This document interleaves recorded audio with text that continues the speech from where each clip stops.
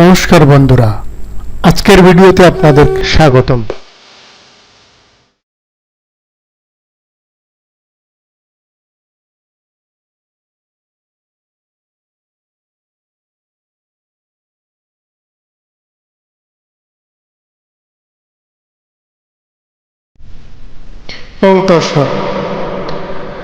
শ্রী শ্রী রামকৃষ্ণ কথামৃত লীলা শ্রবণে আজকের আপনাদেরকে স্বাগতম। শ্রীমকথিত ষষ্ঠ সংস্করণ 1882 মার্চ প্রথম দর্শন, শ্রীযুক্ত সিদ্ধেশ্বর মজুমদার, উত্তর বরাহনগরে বাড়ি। এই পাঠ্যাংশে আমরা প্রবেশ করি এক ঐতিহাসিক ও আধ্যাত্মিক মুহূর্তে, যখন শ্রীম অর্থাৎ মহেন্দ্রনাথ গুপ্ত প্রথমবারের মতো দক্ষিণেশ্বর কালী মন্দিরে শ্রী শ্রী রামকৃষ্ণ দেবের সান্নিধ্যে আসেন।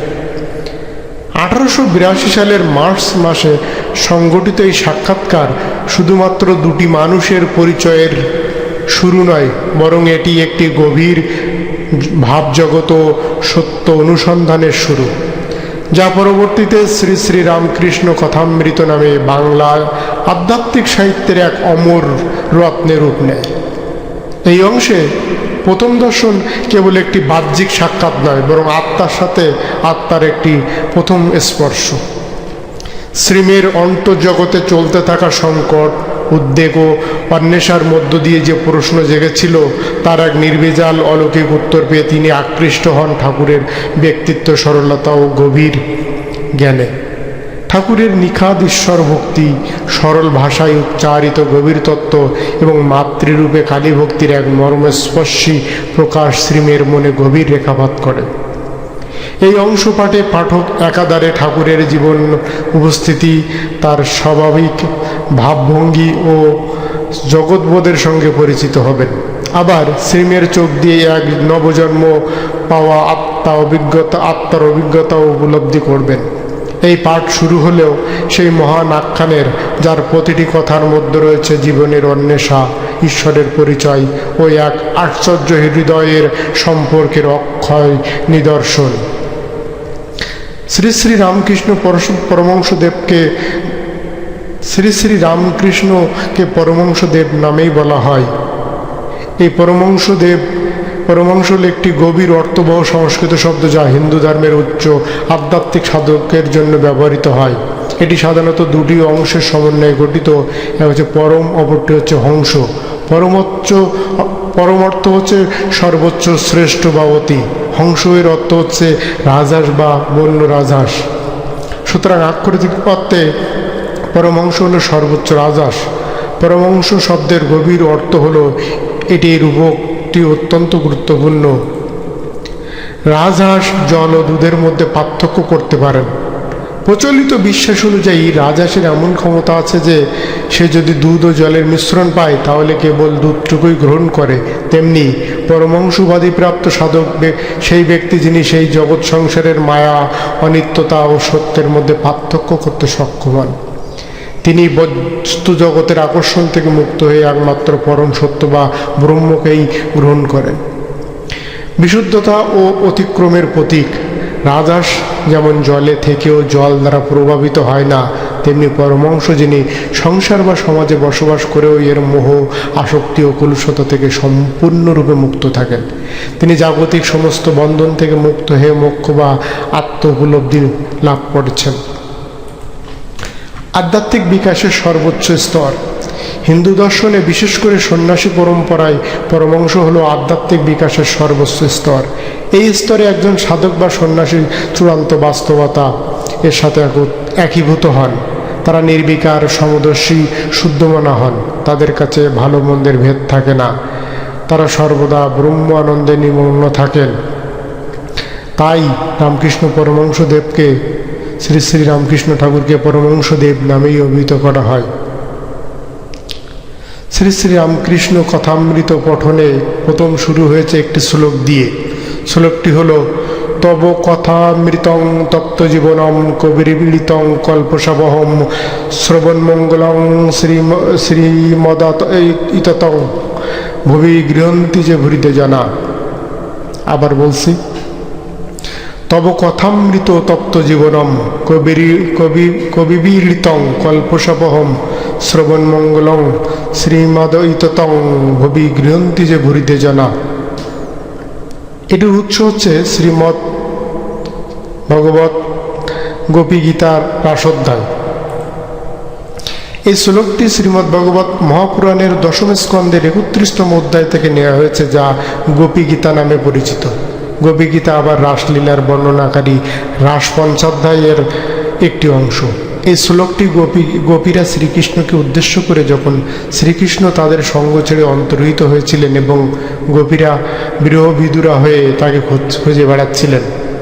এই শ্লোকটির প্রতিটি অংশের ব্যাখ্যা এভাবে ব্যাখ্যা করা যায়।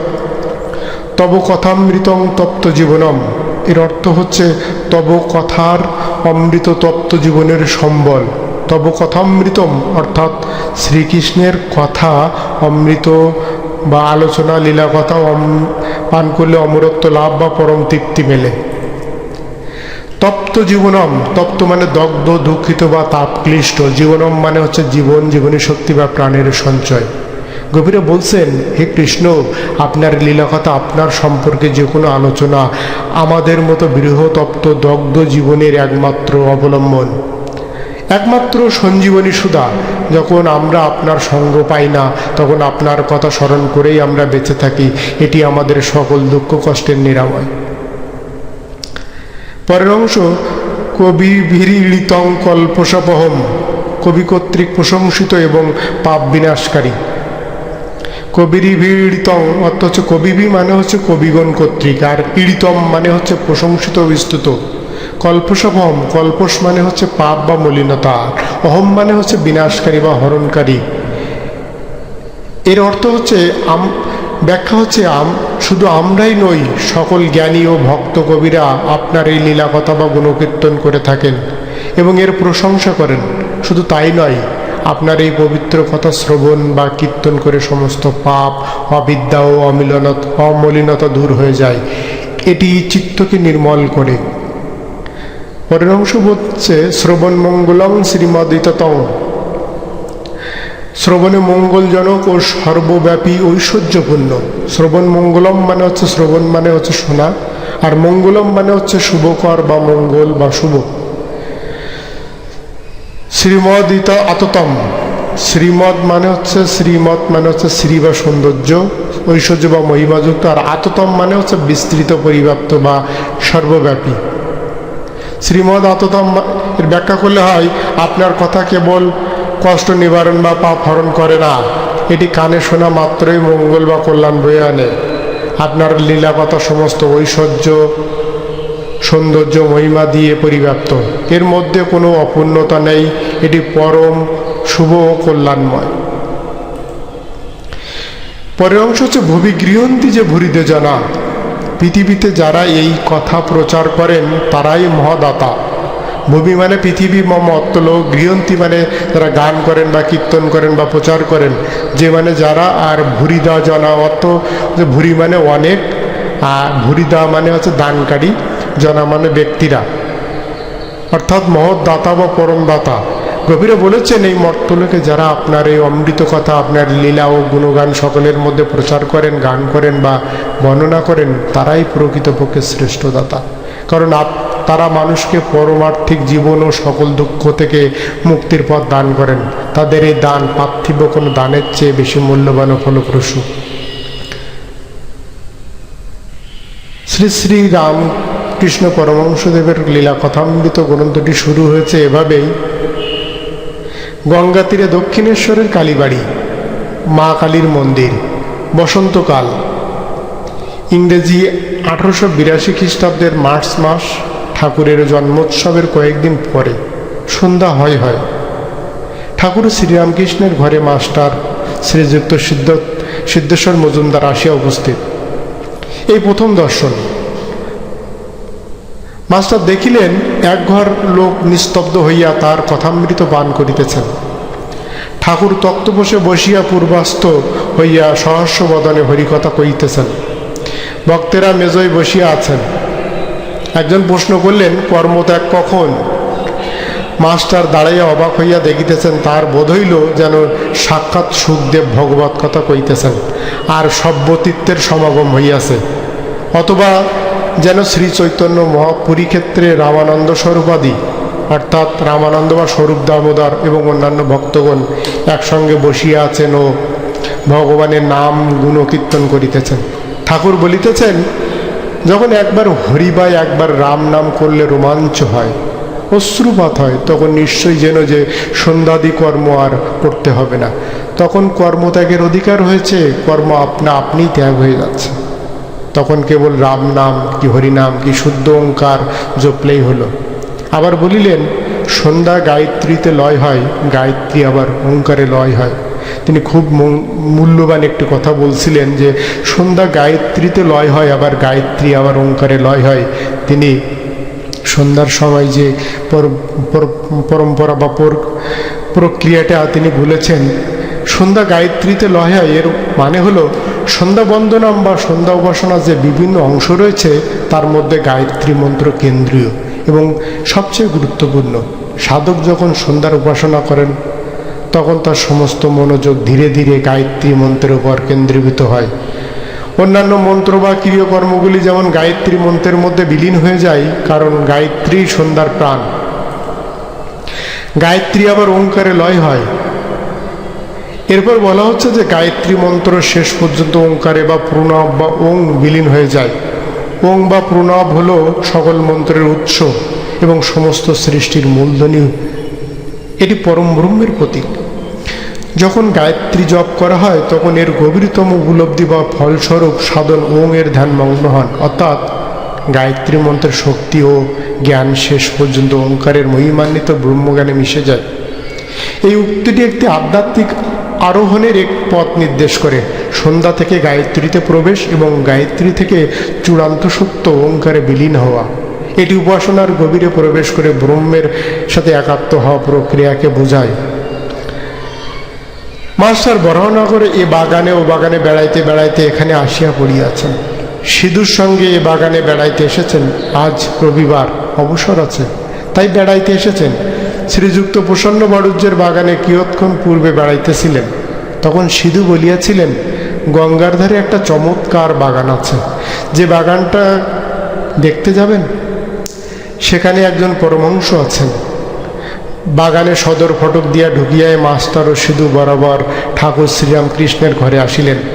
মাস্টার অবাক হইয়া দেখিতে দেখিতে ভাবিতে লাগিলেন, আহা কি সুন্দর স্থান, কি সুন্দর মানুষ, কি সুন্দর কথা, এখান থেকে নড়তে ইচ্ছা করছে না।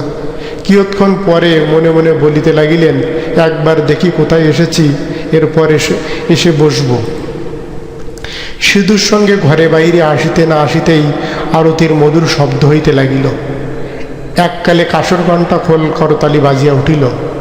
বাগানের দক্ষিণ সীমান্ত হইতে নহবতের মধুর ধ্বনি, নহবত মানে হচ্ছে সানাই, ঢাক সদৃশ তবলা এবং কখনো কখনো বাঁশি, সেই শব্দ ভাগীরথী বক্ষে যেন ভ্রমণ করিতে করিতে অতি দূরে গিয়ে কোথায় মিশিয়া যাইতে লাগিল।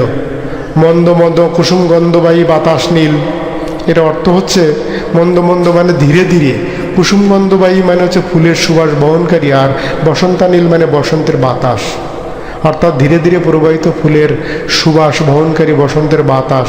সবে জ্যোৎস্না উঠিতেছে, সবে জ্যোৎস্না উঠিতেছে। ঠাকুরদের আরতি যেন চতুর্দিকে আয়োজন হইতেছে। মাস্টার দ্বাদশ শিব মন্দিরে, শ্রী শ্রী রাধাকান্তের মন্দিরে ও শ্রী শ্রী ভবতারিণীর মন্দিরে আরতি দর্শন করিয়া পরম প্রীতি লাভ করিলেন। শুধু বলিলেন, এটা রাসমণির দেবালয়, এখানে নিত্য সেবা অনেক অতিথি ও কাঙ্গাল আসে। কথা কইতে কইতে ভবতারিণীর মন্দির হইতে বৃহৎ পাকা উঠানের মধ্য দিয়ে পদচারণ করিতে করিতে দুজনে আবার ঠাকুর শ্রীরামকৃষ্ণের ঘরের সম্মুখে আসিয়া পড়িলেন। এবার দেখিলেন ঘরের দ্বার দেওয়া, এইমাত্র ধুনো দেয়া হয়েছে। মাস্টার ইংরেজি পড়িয়াছেন, তাই হঠাৎ ঘরে প্রবেশ করিতে পারিলেন না। দ্বারদেশে বৃন্দে, অর্থাৎ জানান বৃন্দে হচ্ছে ঝিয়ের নাম, দাঁড়িয়েছিল। মাস্টার জিজ্ঞাসা করিলেন, হ্যাঁ সাধুটি কি এখনই এর ভেতরে আছেন? বৃন্দে বলল, হ্যাঁ এর ভেতরেই আছেন। মাস্টার বললেন, ইনি এখানে কতদিন আছেন? বৃন্দে বলছে, তা অনেক দিন আছেন। মাস্টার, আচ্ছা ইনি কি খুব বইটই পড়েন? বৃন্দে বলল, আর বইটই সবই ওর মুখে, মাস্টার সবে পড়াশোনা করে এসেছেন। ঠাকুর শ্রীরামকৃষ্ণ বই পড়েন না শুনে আরও অবাক হলেন। মাস্টার, আচ্ছা ইনি বুঝি এখন সন্ধ্যা করবেন, আমরা কি এর ঘরের ভিতরে যেতে পারি? তুমি একবার খবর দিবে। বৃন্দে, তোমরা যাও না বাবা, ঘরে গিয়ে বসো। তখন তাহারা ঘরের ভিতর প্রবেশ করিয়া দেখেন ঘরে আর অন্য কেউ নাই। ঠাকুর শ্রীরামকৃষ্ণ ঘরে একাকী তক্তপোষের উপর বসিয়া আছেন। ঘরে ধুনো দেওয়া হইয়াছে ও সমস্ত দরজা বন্ধ। মাস্টার প্রবেশ করিয়াই বদ্ধাঞ্জলি প্রণাম করিলেন। ঠাকুর শ্রীরামকৃষ্ণ বসিতে অনুজ্ঞা করিলে তিনি সিধু মেঝেতে বসলেন। ঠাকুর জিজ্ঞাসা করলেন, কোথায় থাকো, কি করো? শুনিলেন ও দেখিলেন ঠাকুরের সন্ধ্যার পর এরূপ ভাবান্তর হয়। তিনি কখনো কখনো একেবারে বাহ্যশূন্য হন।